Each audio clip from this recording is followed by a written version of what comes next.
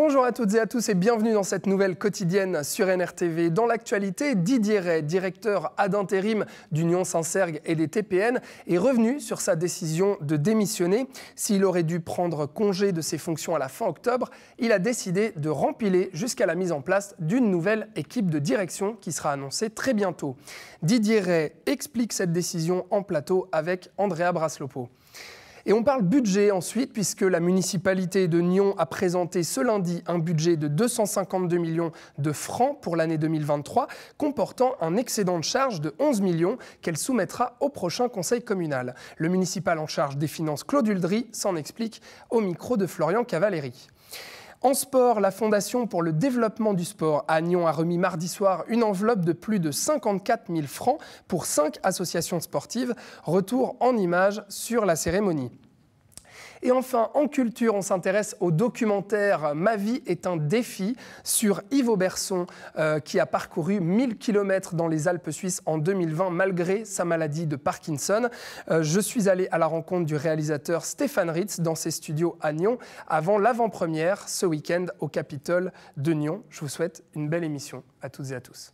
Didier Rey, bonjour. Bonjour. Vous êtes le directeur ad intérim. Alors ça y est, c'est fait, cette élection a été faite. Je sais qu'on ne peut pas encore tout dire, mais de qui est composé ce nouveau comité directeur ? Ce nouveau comité directeur sera composé de 5 personnes avec un magnifique panachage parce que 2 personnes, c'est l'ancienne équipe, 1 personne, c'est une promotion interne et 2 personnes viennent de l'externe. Donc, il y aura vraiment un très, très bel équilibre. Ouais, c'était important, ça, de pouvoir garder justement des personnes qui étaient déjà en place, puisqu'il y avait une crainte, justement, qu'aujourd'hui, on mette tout le monde à la porte. Disons que les personnes qui ont participé à ce que le rapport Vicario avait qualifié de dysfonctionnement ne sont plus là. Du coup, il a fallu mettre en place cette direction ad intérim quand même en faisant appel à des gens qui étaient présents, qui ont contribué de manière, j'allais dire, extraordinaire, parce que des personnes en moins n'ont pas été remplacées. Donc c'est leurs collaborateurs qui, eux, ont pris la fonction de leurs supérieurs le temps que cette nouvelle direction se mette en place. Oui, alors le temps que cette direction se prenne en place, justement, elles prendront leur fonction probablement début mars, voire avant s'il est possible de le faire ainsi. Quel sera votre rôle d'ici là, Didier Rey ? J'aimerais bien coacher un petit peu, parce que c'est vrai qu'un directeur ad intérim, il a toujours une fonction un peu compliquée. Est-ce qu'il doit déjà placer certains éléments pour l'avenir ? Est-ce qu'il est juste en train d'éteindre les incendies ? C'est toujours un petit peu compliqué, surtout qu'on ne sait jamais combien de temps il va faire. Est-ce qu'il fait 3 mois, 6 mois, 8 mois ? C'est vrai qu'une place de directeur ad intérim sur une année, c'est quand même très très long. Ouais, ça, c'est difficile. C'est-à-dire qu'aujourd'hui, vous êtes là pour prendre les décisions de votre, finalement, successeur ? Je dois juste faire attention, justement, à ne pas lui donner un mauvais héritage, j'entends. Mais d'un autre côté, on attend aussi certaines décisions qui doivent être prises. Alors, je ne suis pas seul. Il y a quand même une équipe de direction qui est là. Il y a aussi un conseil d'administration qui est là. Donc, je ne suis pas seul non plus au gouvernail. Ouais, on sait qu'il y avait eu cette période de crise, que la situation était fragile. Aujourd'hui, en tant que vous, directeur ad intérim, vous représentez aussi, pardonnez-moi, mais quelque part ces problèmes, puisque vous-même, vous avez démissionné, vous aviez adressé une lettre le 11 octobre. Pourquoi, Didier Rey ? Disons que quand on travaille en groupe, c'est un peu comme un couple. Je veux dire, il y a des réglages qui doivent se faire, il y a des choses qui se disent qui sont peut-être pas forcément comprises de la même manière qu'on aurait voulu. Et puis, il arrive un moment où on se dit, OK, moi j'ai l'impression d'avoir fait un peu tout ce que je pouvais pour essayer de maintenir l'entreprise à flot. Je me rends compte que je ne peux plus rien faire. C'est peut-être la dernière, j'allais dire, action que je peux faire pour essayer de sauver la chose. Je pars. J'annonce que je pars avec force et fracas. Mais pourquoi ? Qu'est-ce qui se passait à ce moment-là et qu'est-ce qui vous empêchait, vous, de faire votre travail ? J'imagine que vous avez vu l'article dans le journal La Côte. Cet article-là a été rédigé suite au courrier que j'avais envoyé à mon personnel et aux administrateurs qui a été remis de manière anonyme aux journalistes de La Côte. Donc M. Sando a eu la très bonne correction de me téléphoner puis de savoir un peu ce qu'il en était et tout. C'est toujours difficile de laver son linge sale en famille devant tout le monde. C'est aussi difficile de revenir après sur ce qu'on a dit. Ce qui est écrit est écrit, ce qui est filmé sera gardé aussi. C'est vrai qu'à la lecture de cet article-là, je me rends compte que j'ai mis peut-être un certain nombre d'administrateurs dans l'embarras alors que je souffrais d'une implication de certains, mais pas de tout le monde. Et c'est vrai quand on fait une allusion sur tout le monde peut se sentir un tout petit peu pris à partie, ce qui n'était pas du tout ma volonté. Mais pour moi, j'avais vraiment envie de protéger ma santé et là, j'étais pas bien. Ouais, donc c'est-à-dire que cette situation-là remettait en cause votre santé, mais tout de même, si on revient sur cet article, c'est vrai que vous avez dénoncé des ingérences systématiques des conseils d'administration. Qu'est-ce que ça veut dire ? Une ingérence systématique, c'est souvent, partant d'une bonne volonté, un conseil d'administration est là pour une stratégie. C'est où qu'on va? Quel est le cap? Après, le directeur et l'équipe de direction sont là pour faire avancer la chose. Mais si vous avez des membres de conseil d'administration qui viennent vous dire quoi faire, comment, avec quels moyens, à un moment donné, certains qualifieront ça d'ingérence, d'autres de mauvaise répartition des rôles. Et puis, à la longue, à force, à un moment donné, on dit maintenant stop, c'est pas ça votre travail, c'est pas ça votre job. Dites-nous la vision que vous voulez avoir. Et au bout d'un moment, quand on se rend compte que le discours est pas entendu, on se dit ok, c'est peut-être moi qui n'ai pas une bonne vision. J'ai 40 ans de travail, dont 20 de directeur. Mais chaque région, chaque conseil a ses spécificités aussi en termes de compétences. Donc là, pour moi, j'avais le sentiment que je ne pouvais plus faire grand-chose. Ouais, aujourd'hui, vous nuancez vos propos, vous dites que tout le monde n'était pas dans le même panier, si je reprends vos mots. Oui. Qui vous empêchait de prendre ces décisions, sans les nommer précisément, mais c'est-à-dire qu'aujourd'hui, ces ingérences sont toujours là, elles vont être réglées. Qui vous empêchait de prendre ces décisions? Disons que moi, je regarde plutôt la solution. Puis la solution, c'est qu'après avoir eu une séance de crise avec les deux conseils d'administration, donc on parle de deux sociétés, l'Union Saint-Sergue et les TPN, ces deux conseils d'administration ont nommé ce qu'on appelle un comité d'accompagnement. C'est une sorte de délégation des deux conseils qui sont là pour accompagner le directeur et qui sont là pour faire un tout petit peu la courroie de communication ou un peu le tampon entre la direction et les conseils d'administration pour éviter justement ces ingérences que moi je qualifie de maladroites, mais pas de de néfastes. Enfin, néfastes au niveau du résultat, mais pas au niveau de la volonté de le faire. Mais maintenant, on a cette... je ne sais pas comment on dit, ce filtre, voilà, appelons ça un filtre. C'est une sorte de filtre qui est là, ce qui veut dire que si moi j'estime maintenant qu'il y a une ingérence un peu trop forte d'une des personnes, j'en réfère directement à ce comité d'accompagnement qui est là pour m'accompagner, qui est là pour accompagner peut-être l'équipe de direction, et puis une fois que le travail aura été fait, puis la nouvelle direction fonctionne bien, qui se retirera. Donc ce comité-là se retirera une fois que la direction sera formée. Une fois que la direction sera formée, que les rôles seront de nouveau clairement distribués, et puis où il y aura une certaine sérénité qui sera revenue. Vous l'avez dit vous-même, je représente toujours encore un tout petit peu les problèmes, ce qui est logique. Ouais, pour revenir justement à ça, son devoir appuyé là où ça fait mal, c'est vrai que vous aviez fait cette démission, puis qu'ensuite vous avez fait volte-face, vous avez cité notamment des problèmes de santé. Quelque part, ce problème-là remettait en cause votre santé, c'est ce que vous nous avez dit. Pourquoi avoir fait ce volte-face? J'ai pensé à mes gens, j'ai pensé aux collaborateurs. Alors, personne n'est irremplaçable, personne n'est indispensable. Mais à un moment donné, quand les gens comptent encore sur vous, le temps d'accompagner l'entreprise jusqu'à ce qu'une structure solide se mette en place, si tout d'un coup la personne sur qui on compte part, on recrée de nouveau une sorte de malaise dans le malaise. Et puis on n'est pas forcément dans un système d'addition, mais peut-être de multiplication, donc ça risque de devenir beaucoup plus compliqué. D'un autre côté, j'ai aussi reçu beaucoup de signes de gratitude et de remerciements, autant de mes collaborateurs que des membres des deux conseils d'administration. Donc il y a vraiment eu ce sursaut pour essayer de changer les choses, et puis maintenant ce soutien qui fait qu'on regarde un peu tous dans la même direction. Ouais. L'avenir forcément, mais là j'imagine qu'il y a aussi des inquiétudes. Dans quel état de santé et peut-être aussi les employés, ce conseil d'administration, est-ce que vous pouvez nous apporter des certitudes aujourd'hui par rapport à ça ? Pas de certitude, mais disons des lumières qui sont en train de s'allumer un petit peu à l'horizon. On était dans un tunnel, on voit peut-être le bout du tunnel, on était peut-être en pleine nuit, on commence à voir des étoiles qui brillent. J'entends, vous l'avez dit et répété, je le répète aussi, on a vécu une mauvaise phase. On a toujours les gens qui vont continuer à regarder le passé en disant, en se trouvant plein de bonnes excuses pour pas aller de l'avant, puis il y en a d'autres qui sont positifs, qui veulent construire, qui disent maintenant on a une nouvelle équipe, on va peut-être aussi avoir une autre relation avec les deux conseils d'administration, allons de l'avant. Union Saint-Sergue, TPN a fait parler d'elle, on fait parler d'elle pendant une année sous des aspects qui n'étaient peut-être pas forcément, positifs en termes de gouvernance. En termes d'exploitation, tout a toujours magnifiquement fonctionné. Et là, je rends de nouveau hommage à mes gens, parce que quoi qu'il s'est passé au niveau de la direction, les gens du terrain ont toujours fait magnifiquement leur job. Oui. La gouvernance, le fonctionnement et puis la fusion qui reste à l'ordre du jour de ces deux sociétés-là, c'est ce que va incarner aussi cette nouvelle direction. Ce sera quoi le plus gros du changement dans cette fusion ?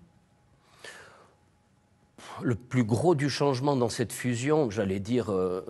Actuellement, la seule pointe d'achoppement concernerait plutôt les caisses de pension. Pour le reste, il y a déjà une direction qui est commune, c'est la direction de Nyon-Saint-Cergue. Les gens se côtoient, les responsables, les cadres sont les cadres de toute l'entreprise. Après, si moi je suis engagé comme employé du TPN, j'ai une chemise avec le logo TPN, je vais croiser mon collègue de Nyon-Saint-Cergue, ça reste quand même le Nyon-Saint-Cergue. Donc après, dans les mentalités, il faudra aussi que les gens prennent le temps de se dire je suis dans une grande société, peut-être qu'il y aura un nouveau nom qui va sortir. Ça serait peut-être aussi une fois le sujet d'un concours, peut-être. Pourquoi pas? C'est des idées qui sont évoquées. Il n'y a pas encore de nom, justement, mais l'idée, ça serait de dire pourquoi pas faire participer la population? Trouvez-nous un nom, parce que c'est chaque fois des abréviations, c'est chaque fois des lettres. On ne pourrait pas une fois trouver un nom sexy pour définir ces deux entreprises. On peut peut-être lancer ce concours sur NRTV. À la maison, si ça vous parle, voilà, donnez vos noms, on sera ravis de les lancer plus loin. Didier, avec plaisir. Pour terminer, justement, vous avez parlé des citoyens, pour les clients. Est-ce que demain, ça va changer quelque chose, cette fusion des deux sociétés? Non, absolument rien. C'est justement là qu'on se rend compte qu'il y avait deux sociétés un petit peu artificielles, surtout du fait que TPN appartient à 100% à Nyon-Saint-Cergue. Donc il y a déjà, si vous voulez, dans les faits, une seule entreprise. Il y a deux images, mais une seule entreprise. Ouais, pour terminer, avant de vous laisser partir, qu'est-ce que vous allez retenir, vous, de toute cette histoire et de par votre expérience, vous gardez quoi? Vous savez, c'est comme l'armée. Vous n'avez peut-être pas fait l'armée, moi je l'ai faite. C'est que sur le moment, on se dit, ouais, mais ça c'était dur, ça c'était dur. Et puis au fur et à mesure, on se rend compte des moments magiques qu'on a vécus. Moi j'ai découvert la région de Nyon que je connaissais très très peu. Je connaissais en passant en voiture ou en train, mais jamais en m'arrêtant. J'ai découvert une région magnifique. J'ai fait la connaissance de personnes vraiment géniales. J'espère que je vais pouvoir garder contact avec ces personnes-là. Et je me rends compte que c'est une région qui est très très riche. Vous gardez une belle image de cette région et de notre district, et peut-être même de la ville de Nyon, puisqu'on sait qu'aujourd'hui l'actualité même est aussi entachée. Ouais. Est-ce que vous en gardez une belle image? Ah oui. Ah oui. Vous savez, quand j'avais un peu de temps, quand j'avais vraiment beaucoup de travail, que je dormais sur place, alors c'est vrai que je profitais pour bosser tard le soir, mais quand tout d'un coup il y avait quelque chose de moins, je partais me balader dans la rue, ces rues piétonnes. Tout d'un coup, vous arrivez au château, vous avez la vue sur le lac Ivoire en face. Mais c'est magnifique, c'est extraordinaire. Voilà qui fait du bien, puisqu'aujourd'hui, ces mots peinent peut-être à trouver source dans la bouche de certains. Didier Rey, merci beaucoup d'avoir été avec nous. Excellente journée à vous. Merci à vous aussi. Claude Huldry, vous êtes le municipal en charge des finances. Qu'est-ce que ça signifie, un budget communal grevé par l'inflation ? C'est un budget qui augmente d'à peu près 1 million de déficit, qui passe de 10 millions de déficit pour 2022 à 11 millions pour 2023. Et effectivement, il y a quand même les augmentations dont tout le monde parle, liées au coût de l'énergie, par exemple, et aux matériaux. Alors justement, on va y revenir, 11,1 millions d'excédents de charges sur un budget global de 252,9 millions de francs. Est-ce qu'il y a le feu dans la maison ? Non, on voit que malheureusement toutes les villes, y compris le canton, sont soumis aux mêmes augmentations de déficit. Il faut être clair, Yverdon a annoncé aussi un déficit légèrement plus grand. C'est un peu dans l'air du temps. Ce n'est pas une bonne réponse que je vous donne là, mais c'est effectivement dans l'air du temps. On a divers paramètres qui nous montrent qu'on va continuer probablement encore 1 ou 2 ans comme ceci jusqu'à une nouvelle péréquation pour les communes. Et le canton, ça sera peut-être aussi une remise en question de diverses charges. Qu'est-ce qui a conduit à cet excédent de charges? C'est quoi les enveloppes où il y a eu des augmentations de charges? Alors on a quelques augmentations de personnel qui ont été demandées par la municipalité et votées par le conseil, mais je pense que c'est des augmentations de personnel qui sont essentielles puisque la plupart se situent dans l'accompagnement des enfants. Il y a à peu près 11 postes supplémentaires. Ça, c'est une augmentation. Les augmentations liées au coût des matériaux et des énergies, bien entendu, on va quand même payer notre électricité et notre gaz plus cher, même si c'est nos propres SI qui nous les vendent, entre guillemets, mais ce n'est pas eux qui les fournissent. Il y a tout de même un point, c'est aussi cette péréquation. D'année en année, vous nous dites que cette péréquation grève les comptes communaux. Là, on a l'impression que c'est en seconde ligne. Oui, il faut le dire clairement, la péréquation cette année, elle nous est même favorable puisqu'on a 3 millions de moins budgétés dans les acomptes de péréquation. Ce qui manque aussi, c'est un vrai statut de ville-centre au niveau cantonal, si on comprend bien, avec une péréquation plus verticale, pour atténuer les charges communales des villes telles que Nyon. Oui, on a quand même effectivement des devoirs ou des obligations que les villages n'ont pas. Ça, il faut le comprendre. On a une ville-centre, donc on a des installations sportives ou culturelles que nous payons pratiquement en plein, à part quelques subventions de la région. Et heureusement qu'on a la région d'ailleurs. Mais ce statut de ville-centre, je pense que pour toutes les communes du canton de Vaud, il faudra un jour le reconnaître. Et ça pourrait être par des couches thématiques qui n'existent pas aujourd'hui, des couches thématiques sur la culture ou sur les sports. On a souvent eu Nyon avec des excédents de charges et à la fin, Il y avait des bonnes surprises, des comptes positifs. Est-ce que là, vous pensez qu'en 2023, les comptes seront positifs? Alors en 2023, je ne peux pas encore vous répondre, mais je pense que vous vouliez parler 2022. 2022 et 2023, parce que là, on parle bien du budget 2023. Alors 2022, effectivement, à ce jour, nous connaissons les recettes qui nous sont transmises par le canton jusqu'à fin septembre seulement. Celle-ci montre qu'on est en ligne avec le budget. Néanmoins, on peut s'attendre à un déficit moindre, c'est-à-dire pas 10 millions, mais peut-être 5 ou 6. Mais je ne pense pas que nous arriverons à l'équilibre pour 2022. Très probablement, il faudrait vraiment une situation exceptionnelle dans les 3 derniers mois. Et pour 2023, alors en répondant à votre question, alors là, il faudrait être devin pour pouvoir y répondre. Ce que je ne suis pas. S'il y a un déficit, quel est le coût pour la population finalement? Comment les citoyens nyonnais vont-ils sentir ce budget déficitaire? Alors, ça va vous paraître un petit peu bizarre, mais les citoyens ne vont rien sentir du tout, dans le sens où on va continuer malheureusement à augmenter la dette. Tant qu'on n'augmente pas la dette pour le fonctionnement, on peut dire que ça joue.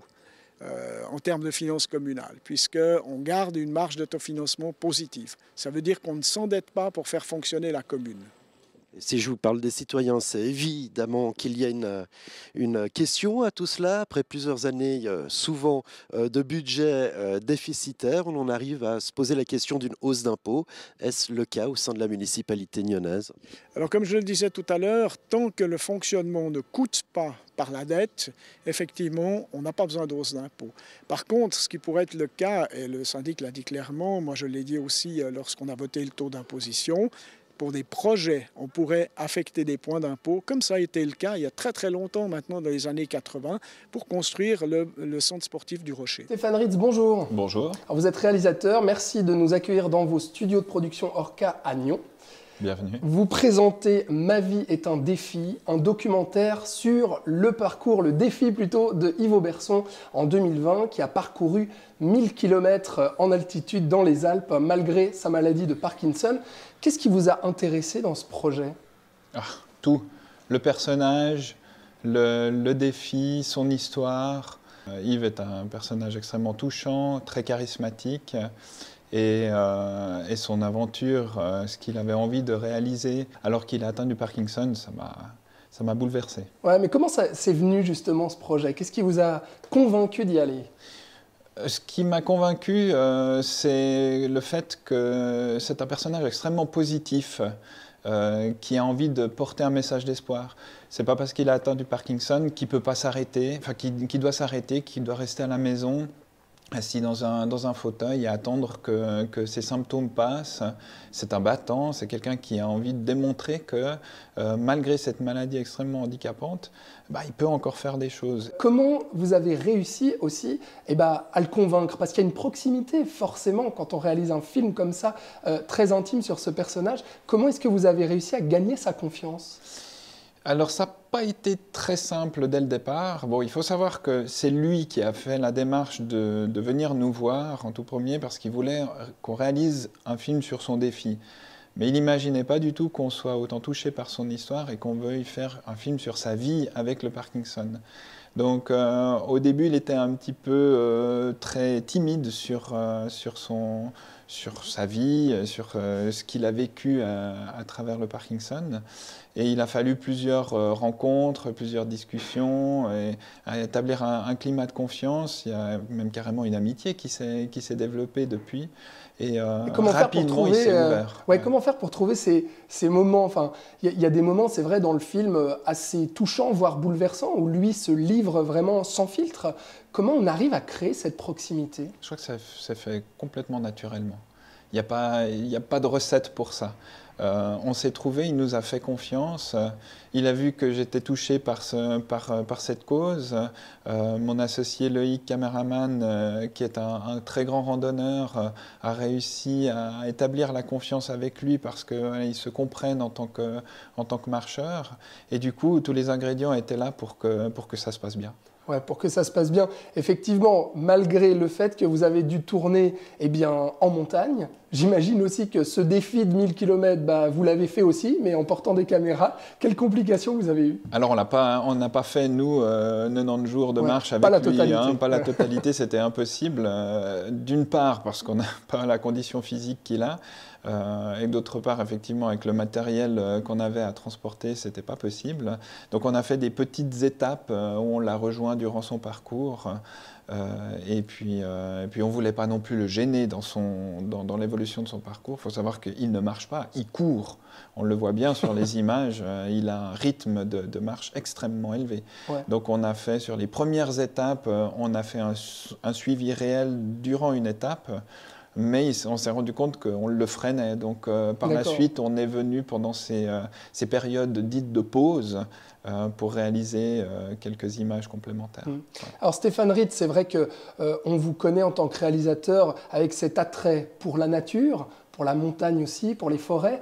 Mais là, c'est vrai que, alors oui, il y a des plans magnifiques sur la nature suisse, mais c'est vrai que c'est quand même un film sur un personnage et sur un humain. Comment est-ce que vous avez réussi à appréhender ça ?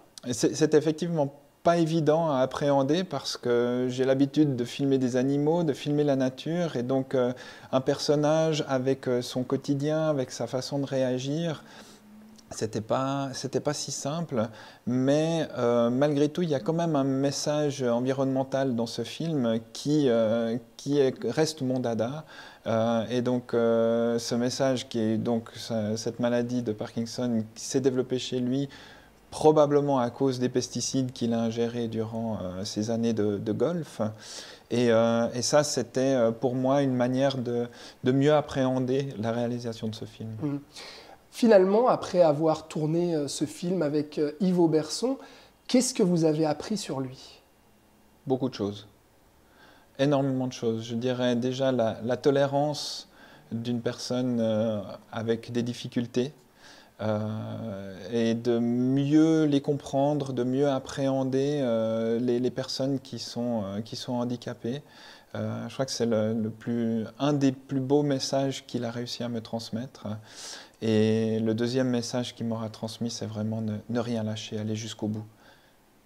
Ma vie est un défi est en avant-première au Cinéma Capitole à Nyon le 13 novembre, séance gratuite offerte par la ville. Et ensuite, le film sera en sortie en Suisse romande le 16 novembre. Stéphane Ritz, merci beaucoup. Merci à vous. C'est un plaisir pour moi de vous recevoir à l'UFA. Un peu plus de 54 000 francs ont été donnés pour soutenir le sport à Nyon par la Fondation pour le développement du sport nyonnais. Alexandre Démétriades, comment vous avez fait vos choix cette année pour choisir les clubs, les lauréats de ces prix ?